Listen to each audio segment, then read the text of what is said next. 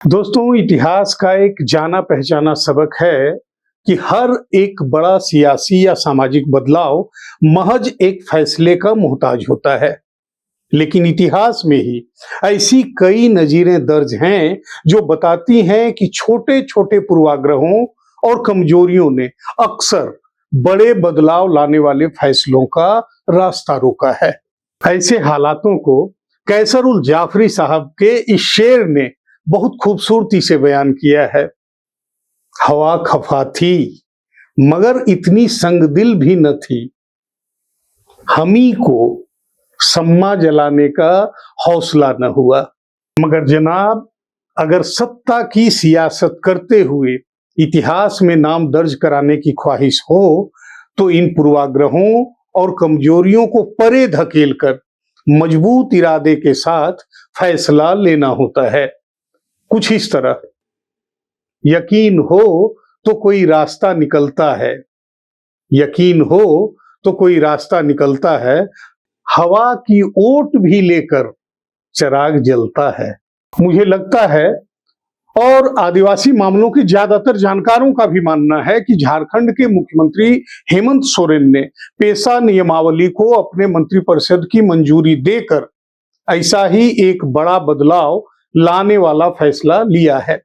मुझे ये कहने में भी कोई गुरेज नहीं कि ये फैसला लेकर अपना नाम इतिहास में दर्ज कराने का मौका झारखंड के कई दूसरे बड़े सियासतदानों के पास भी था, लेकिन छोटे छोटे पूर्वाग्रहों और कमजोरियों ने उन्हें इस मौके से दूर कर दिया।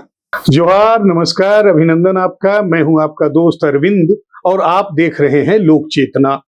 झारखंड मंत्रिपरिषद ने बहुप्रतीक्षित पेशा नियमावली को मंजूरी दे दी है, जिससे राज्य के 15 अनुसूचित जिलों में पूर्णतः और एक जिले के कुछ हिस्सों में जनजातीय स्वशासन और अधिकारों को मजबूत करने का मार्ग प्रशस्त हुआ है। जिस पेशा नियमावली को हेमंत कैबिनेट ने मंजूरी दी है वो ग्राम सभाओं को सशक्त बनाती है, उन्हें स्थानीय स्तर पर निर्णय लेने वाली प्राथमिक संस्था के रूप में स्थापित करती है। पेशा लागू होने के बाद ग्राम सभाओं की सहमति के बिना भूमि का अधिग्रहण नहीं किया जा सकता है और इस संबंध में ग्राम सभा का निर्णय अंतिम होगा। पेशा का प्रावधान धोखाधड़ी से हस्तांतरित जनजातीय भूमि को वापस लेने का अधिकार भी देता है। ग्राम सभाओं को लघु वनोपज, जल निकायों और गौण खनिजों के प्रबंधन और नियंत्रण का अधिकार दिया गया है। खनन पट्टों यानी माइनिंग लीज के लिए भी ग्राम सभा की सहमति अनिवार्य होगी। ग्राम सभाओं को दान, जुर्माना और वनोपज से प्राप्त रॉयल्टी जैसे स्रोतों से अपना कोष यानी फंड बनाने के लिए अधिकृत किया गया है। वे जिला खनिज फाउंडेशन ट्रस्ट यानी डीएमएफटी के संसाधनों और संविधान के अनुच्छेद 275(1) के तहत प्राप्त अनुदानों के उपयोग में भी निर्णायक भूमिका निभाएंगी। इस नियमावली के प्रावधान जनजातीय रीति रिवाजों, परंपराओं और धार्मिक प्रथाओं के संरक्षण पर भी जोर देते हैं। ग्राम सभाओं को प्रथागत विवादों को सुलझाने और सामुदायिक व्यवस्था बनाए रखने और छोटे छोटे अपराध से निपटने में सहायता करने का अधिकार है। ग्राम सभा की बैठक के लिए 1/3 सदस्यों की उपस्थिति आवश्यक है, जिसमें 1/3 महिला सदस्यों का होना भी अनिवार्य है। पेशा के प्रावधान ग्राम सभाओं को स्थानीय विकास योजनाओं के निर्माण और क्रियान्वयन में केंद्रीय भूमिका प्रदान कर पारदर्शिता बढ़ाएंगे और संसाधनों का उपयोग स्थानीय प्राथमिकताओं के अनुसार सुनिश्चित करेंगे। यह जनजातीय समुदायों को शोषण से बचाने और उनकी सांस्कृतिक पहचान व आजीविका की रक्षा करने में मदद करेगा। अधिसूचना जारी होते ही ये नियम राज्य के अनुसूचित इलाकों में लागू हो जाएंगे, जिससे इन क्षेत्रों में विकास के निर्णय ऊपर से थोपे जाने की बजाय ग्राम स्तर से प्रवाहित होंगे। ये तो हुई हेमंत मंत्रिपरिषद द्वारा मंजूर की गई पेशा नियमावली के प्रावधानों की बहुत संक्षिप्त जानकारी, लेकिन यह भी तय है कि इन प्रावधानों को अमल में लाने का रास्ता भी उतना ही कठिन है जितना मुश्किल था इस नियमावली को आकार देना, इसे मंत्रिपरिषद की मंजूरी दिलाना। मेरे ऐसा कहने का आधार यह है कि आदिवासी समुदाय की जमीन संरक्षित रखने के लिए बने सीएनटी और एसपीटी का हश्र हम सबको पता है। जिन राज्यों में पहले ही पेशा लागू हो गया है, वहां भी इसके प्रावधानों का पालन कितनी ईमानदारी और पारदर्शिता के साथ हो रहा है, ग्राम सभाओं के हक और अधिकार पर कहां कहां डाका पड़ रहा है, यह भी किसी से छिपा हुआ नहीं है और उसकी पुनरावृत्ति झारखंड में भी हो सकती है, इसकी आशंका हर खासोआम के दिमाग में है। तो जाहिर है कि आगे का रास्ता जोखिम भरा है और संवेदनशील भी।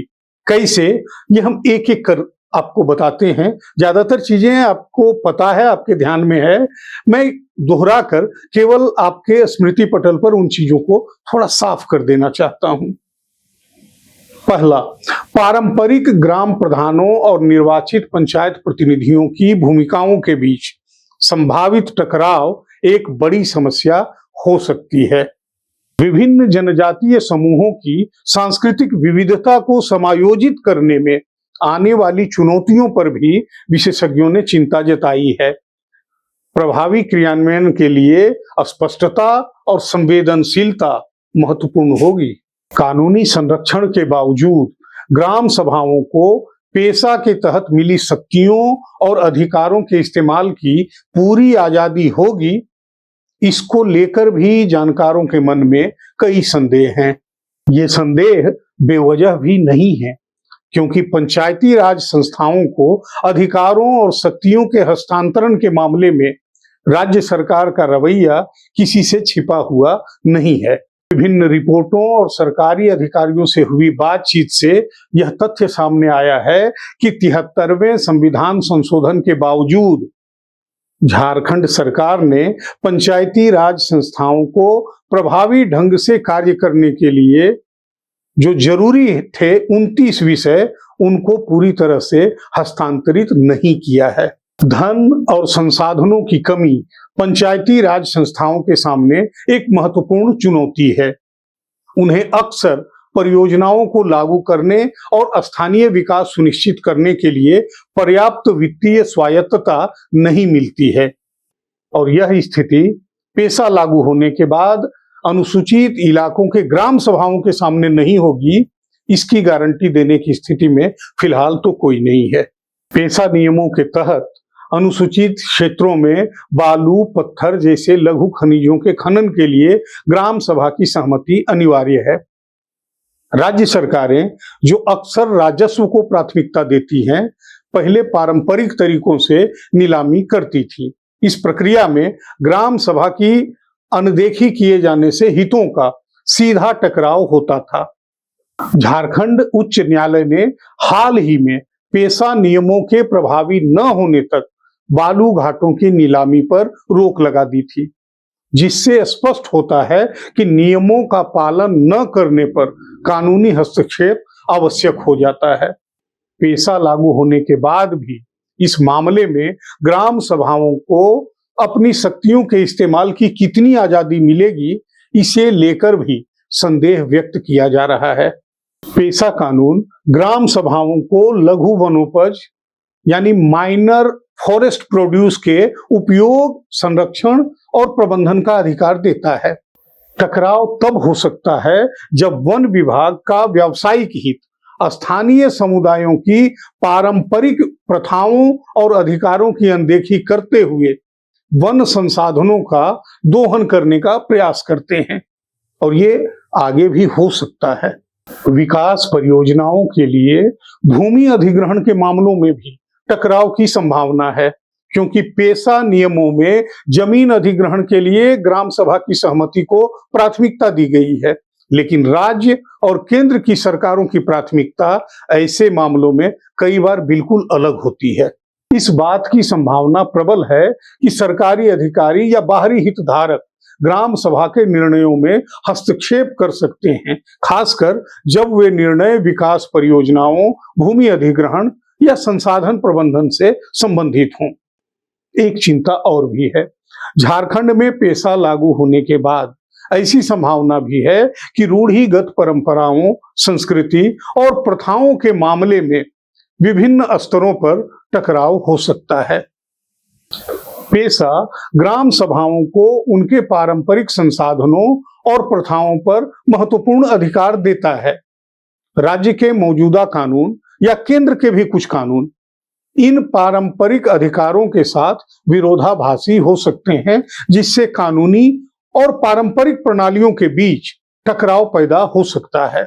समुदाय के भीतर भी विभिन्न गुटों या व्यक्तियों के बीच पारंपरिक प्रथाओं की व्याख्या या संसाधनों के उपयोग को लेकर असहमति हो सकती है। मसलन पेशा अधिनियम को लागू करने के क्रम में सरना और धर्मांतरित आदिवासी यानी ईसाई आदिवासियों के बीच धार्मिक और सांस्कृतिक पहचान के सवाल पर टकराव की संभावना अभी भी मौजूद है। सरना धर्म के अनुयायी लंबे समय से जनगणना में अपने लिए एक अलग सरना धर्म कोड की मांग कर रहे हैं, ताकि प्रकृति पूजा पर आधारित उनकी विशिष्ट धार्मिक पहचान को मान्यता मिल सके और वे हिंदू या ईसाई श्रेणियों में शामिल न हो। ईसाई मिशनरियों द्वारा शिक्षा और स्वास्थ्य सुविधाओं के बल पर किए गए धर्मांतरण ने आदिवासी समुदायों के बीच सामाजिक समस्याएं और विभाजन पैदा किए हैं। सरना समुदाय के कई लोग धर्मांतरित आदिवासियों को अदर मानते हैं और उन पर अपनी मूल आदिवासी पहचान खोने का आरोप लगाते हैं। जनजाति सुरक्षा मंच जैसे संगठन यह अभियान चला रहे हैं कि जिन आदिवासियों ने ईसाई धर्म अपना लिया है उन्हें अनुसूचित जनजाति यानी एसटी की श्रेणी से हटा दिया जाए। उनका तर्क है कि धर्मांतरित आदिवासी दोहरी पहचान का लाभ उठा रहे हैं और इससे सरना आदिवासियों के लिए शिक्षा, छात्रवृत्ति और नौकरियों में अधिकारों का हनन हो रहा है। लेकिन जहां आशंकाएं हैं, समाधान भी वही है। पेशा कानून आदिवासी स्वशासन की आत्मा है, जो इस जटिल और संवेदनशील मुद्दे का भी आसान और वैकल्पिक समाधान प्रस्तुत करता है। झारखंड में पेशा नियमावली तैयार करने के लिए बनी समिति के सदस्य और वरिष्ठ पत्रकार सुधीर पाल कहते हैं कि पेशा कानून की धारा 4D की मान्यता है कि हर ग्राम सभा को यह अधिकार होगा कि वह अपने क्षेत्र की परंपरा, रिवाज, उपासना पद्धति और धार्मिक विश्वासों का संरक्षण, संवर्धन और दस्तावेजीकरण इस पर गौर करें, वो कर सके। एक बार जब यह दस्तावेजीकरण ग्राम सभा के स्तर पर हो गया और उसे राज्य मान्यता दे दे, तो यह कानूनी रूप से मान्य दस्तावेज बन सकता है, जिससे जनगणना या सरकारी पहचान में सरना धर्म की वैधानिकता को बल मिलेगा।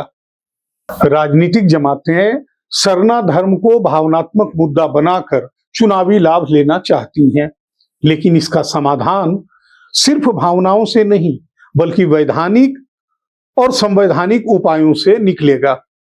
पेशा, ग्राम सभा की शक्ति और राज्य सरकार की इच्छा शक्ति, ये तीन स्तंभ सरना धर्म को एक विधि सम्मत धर्म कोड में बदल सकते हैं। दोस्तों, लेकिन यह सब कुछ जमीन पर उतारना मुश्किल है और संवेदनशील भी।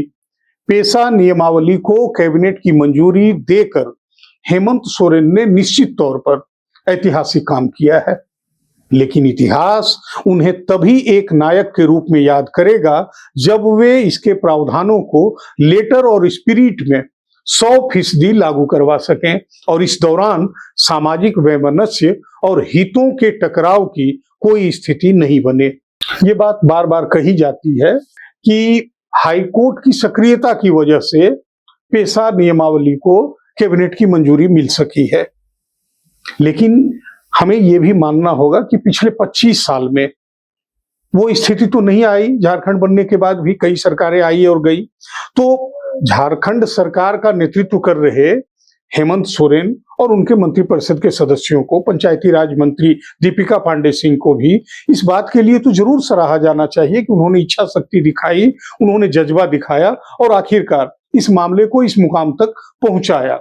उम्मीद है कि आगे का रास्ता भी बेहतर होगा, झारखंड के लिए सुखकर होगा। उम्मीद है आपको मेरी ये प्रस्तुति अच्छी लगी होगी। अगर अच्छी लगी हो तो लाइक, शेयर और कमेंट करके हमारा हौसला बढ़ाएं।